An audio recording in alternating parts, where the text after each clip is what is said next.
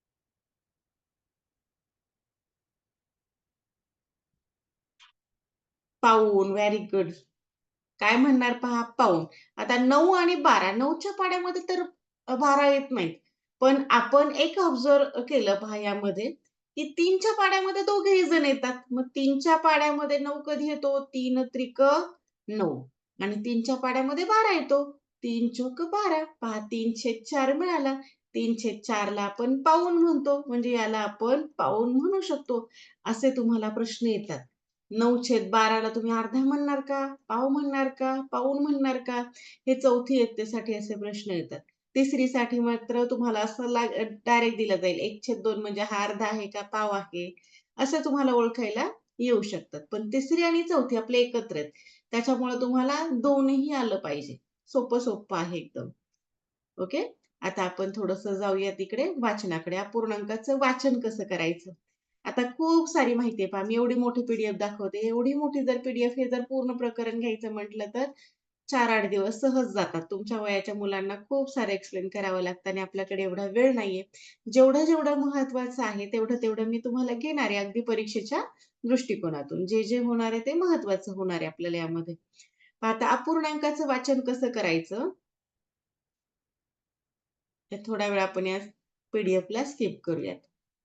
पहा, रेष आहे. रेषेच्या वरची जो लिहिणार त्याला अंश म्हणणार, जे की मी आता सांगितले तुम्हाला. आणि रेषेच्या खाली जो लिहिल मी त्याला काय म्हणणार आहे? छेद म्हणणार आहे. मग आता रेषेच्या वरती समजा मी लिहिला 2 आणि छेदामध्ये इथे लिहिला मी 5. मग याचं वाचन कसं करायला हवं पहा? 2 अंश. मराठीमध्ये वाचन कसं होईल?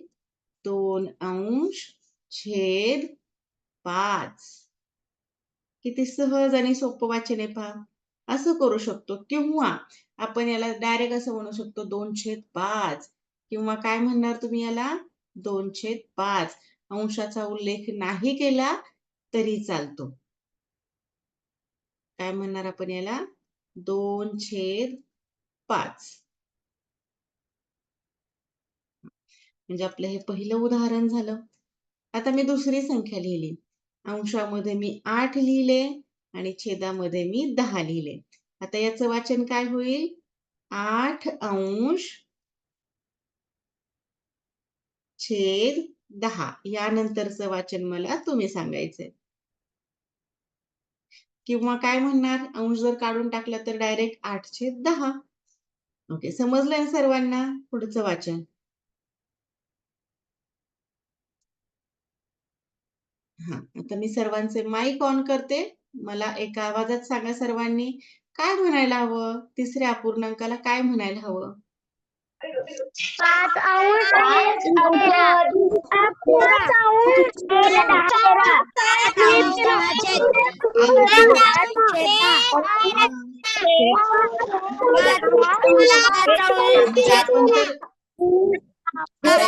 छेद 13. सोबत बोलले की नाही मला कळतच नाही. हा, बरोबर आहे. वाचन तुम्ही जे केलं ते अगदी बरोबर आहे. काय आहे हा? 5 अंश छेद 13. हा अगदी बरोबर आहे. बरं, आता हे वाचन तर आपण पाहिलं. आता आणखी 1-2 वाचन घेऊयात. आता मी जर अंशामध्ये 7 लिहिलं आणि छेदामध्ये 10 लिहिला तर याचं वाचन काय होईल? 7 अंश छेद 10 किंवा डायरेक्ट 7/10 अंश लिहिला नाही तरी चालतो. बर, पण आता थोडीशी वेगळी संख्या तुमच्या समोर आली. एक मिनिट हं.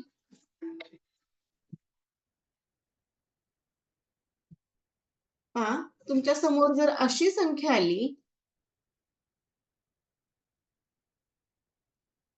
तर काय करायला हवं माहितीये तुम्हाला?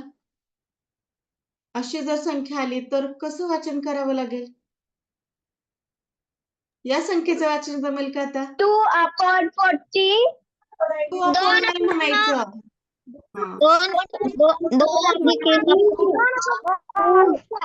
आता मला सांगा, ज्यांना ज्यांना जमतंय की नाही त्यांनी हँड रेज करा. ज्यांना जमतंय व्यवस्थित त्यांनी हँड रेज करा. ज्यांना जमतंय, ज्यांना वाचन जमतंय याचं त्यांनी हँड रेज करा. ओके, चिन्मयचा हँड रेज आहे. चिन्मय, माईक ऑन करा. चिन्मयी आहे. हा, काय वाचन होईल?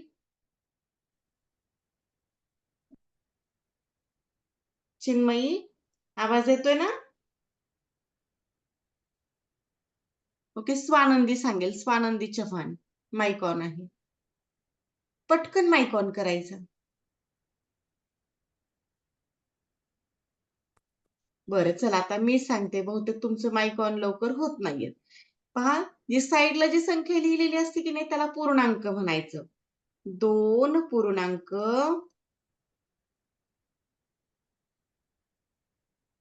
इथपर्यंत वाचन झालं. आणि आता हा 1/4 किंवा डायरेक्ट याला 1/4 म्हटलं तरी चालतं.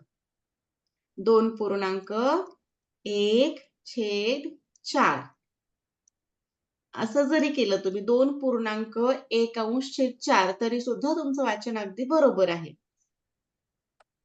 आणखी 1-2 संख्या घेऊयात अशा.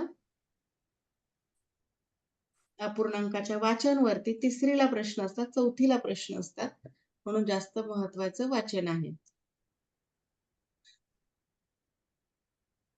पाहता, याला म्हणायचं 3 पूर्णांक. जी साईडला लिहिलेली संख्या असते तिला पूर्णांक म्हणायचं, आणि हा जो आहे पुढचा तर तो अपूर्णांक आहे. मग याचं वाचन काय होईल? 3 पूर्णांक लिहून घेत चला.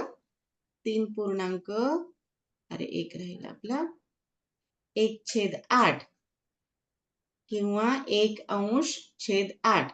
3.1/8 अंश लिहिला तरी सुद्धा बरोबर आहे.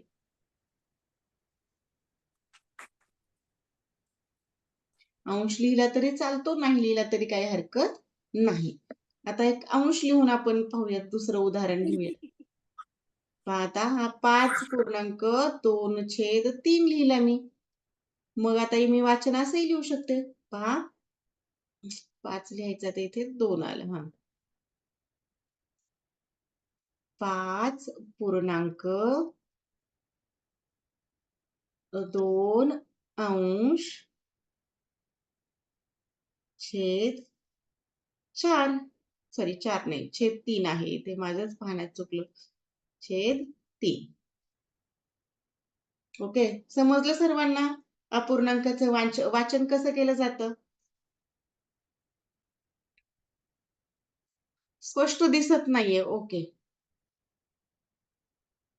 काय नाही दिसत आहे? कोणालाच नाही दिसत आहे का स्पष्ट?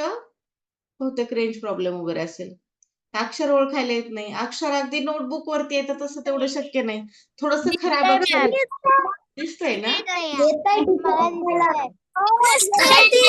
ते आपल्याला एकदम छान लिहिता येतं. हा, इथे काय होतं, माझ्या समोरची जी नोटबुक आहे की नाही, हा पेन जो आहे तर तो थोडासा अंदाजे लिहावा लागतो. मला इथे टोक बघून लिहावं लागतं. माझ्या समोर जी आहे वही, तर त्याच्यावरती खाली लिहिलंय काय मी हे मला दिसत नाही. वरती स्क्रीनवरती पाहून लिहावं लागतं, म्हणून थोडंसं अक्षर हे खराब येतं. बरं, आणखी एक अपूर्णांक देते तुम्हाला. पहा, 3रा अपूर्णांक काय आहे? 8.2/6. मग याचं वाचन आपण 8.2/6 करू शकतो, किंवा 8.2/6. 8.2/6. 5चा होमवर्कच असणार आहे तुमचा. असे कुठलेही नंबर तुम्ही लिहून घ्यायचे आणि त्यांचं वाचन लिहून काढायचं. अशा 10 संख्या घ्या. जर की पूर्णांकयुक्त अपूर्णांक या असे जे वाचन आहे किंवा असे जे पूर्णांक लिहिले जातात तर त्यांना म्हणायचं पूर्णांकयुक्त अपूर्णांक. पूर्णांकयुक्त अपूर्णांक असं त्याचं नाव आहे. बर, आपण जे आता फक्त अंश आणि छेद रूपामध्ये लिहिले तर त्यांना सुद्धा वेगवेगळी नावं असतात. मग त्यांची नावं काय आहेत? छेदाधिक अपूर्णांक आणि अंशाधिक अपूर्णांक. ओके, इथपर्यंत समजलंय आता सर्वांना? छेदाधिक अपूर्णांक आहे, अंशाधिक आहे, समछेद आहे, असे अपूर्णांक. आता आपण काय करूयात? समछेद अपूर्णांक पाहूयात. आता समछेद अपूर्णांक आहे आपल्याकडे इथे. वाचन आणि लेखन तर आपण पाहिलं. इथपर्यंत सर्वांना व्यवस्थित क्लिअर झालंय ना? पाहूयात ना आपण समछेद अपूर्णांक. आवाज येतोय सगळं? ओके. बरं. ज्या अपूर्णांकांचे छेद समान असतात त्यांना म्हणायचं. सोपं आहे. ज्या अपूर्णांकाचे छेद सारखे असतात, मग समच्छेद अपूर्णांक एकाच अपूर्णांकाला म्हणता येईल का? अजिबात नाही. समच्छेद अपूर्णांक दाखवण्यासाठी आपल्याला काय करावं लागेल? कमीत कमी 2 अपूर्णांक तरी घ्यावे लागतील आणि जास्तीत जास्त तुम्ही कितीही घेऊ शकता. अशी जर मी एखादी जोडी लिहिली, समजा 3/12 त्यानंतर 8/12. मग आता इथे छेद जो आहे, छेद आपला सारखा झाला. छेद म्हणजे जे रेषेच्या खाली असतो तो छेद असतो. मग दोघांकडे सुद्धा 12 आहेत. मग असे जे अपूर्णांक असतात तर ते असे जोडीने येतात आणि त्यांना म्हणायचं समच्छेद अपूर्णांक. हे काय आहेत आपले समच्छेद अपूर्णांक.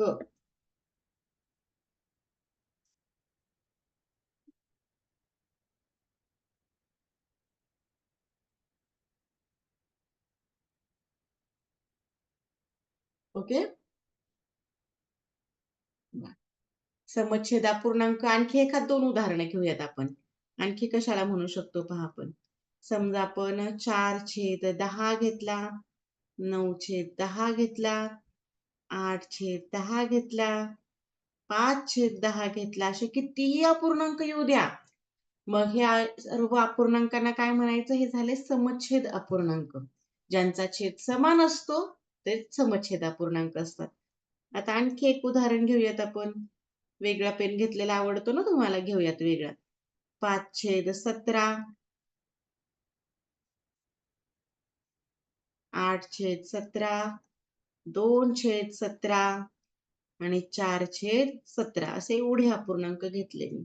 बरं, आता हे समजलं तुम्हाला समच्छेद अपूर्णांक काय आहे? आता आपण समच्छेद अपूर्णांकामध्ये लहान अपूर्णांक कोणता आणि मोठा कोणता हा पाहूयात.